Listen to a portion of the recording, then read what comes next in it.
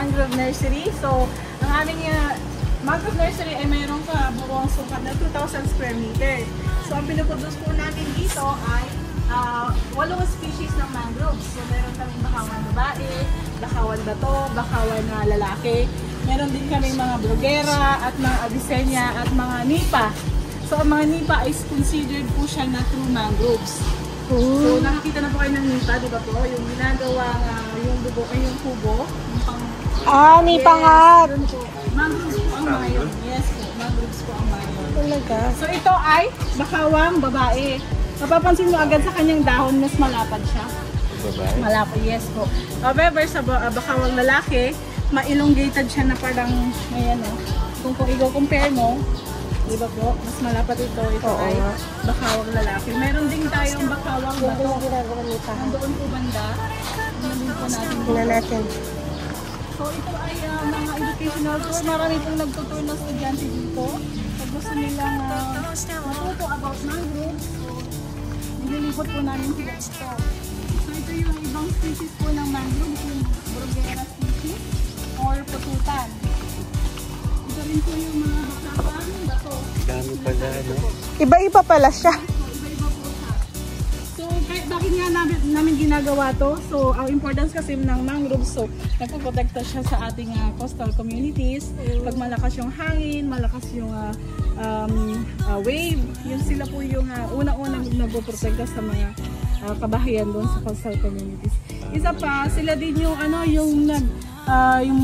nagsiserve siya ng nursery at feeding nursery sa mga isda, sa mga alimango. Yung mga nakatanim doon, anong bakawan yun? Yung bakawang babae po, ganito din po siya. Babae. Ang lalaki. Oh yes po. Sa mga yun, nasa 30 years na po yung mga yun. Ganun na po kalalaki. At pwede po silang mabuhay ng mas longer pa. Basta hindi po sila nadi-disturb, hindi sila pinuputol.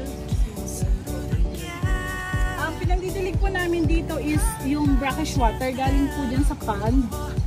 May sabi. Pinaghalo pong tubig tabang at tubig alat.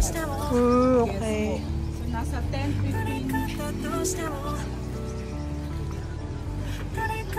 Mga ilang araw na itong mga to? Ito po ay nasa 5 months na po ito. Pero actually kahit 3 dahon lang siya, pwede na po siyang i-transfer, disseminate po sa mga coastal communities. Itamin na po. Ang galing.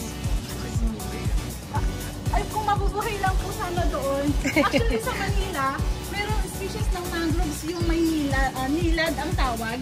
Yun yung marami daw doon dati sa Manila. Kaya tinawag ang Manila na may nilad. Oo nga, parang katunog. Yung mangrove, yes po, yung mangrove na yun is Cyphopora species. Memorize mo pa. Oo. So may kaya sikat ang isang kwan nun, kaya tinawag na Manila. Thank you, Miss Abigail. Yes po. So ito naman, Ang gandang tour yan. ito naman ay mga asin. Mga klase na asin. So ang Provincial Agriculture Office kasi Pangasinan. Oo. Meron siyang 8 station. So ika-8 ito. Meron tayo sa Saragossa.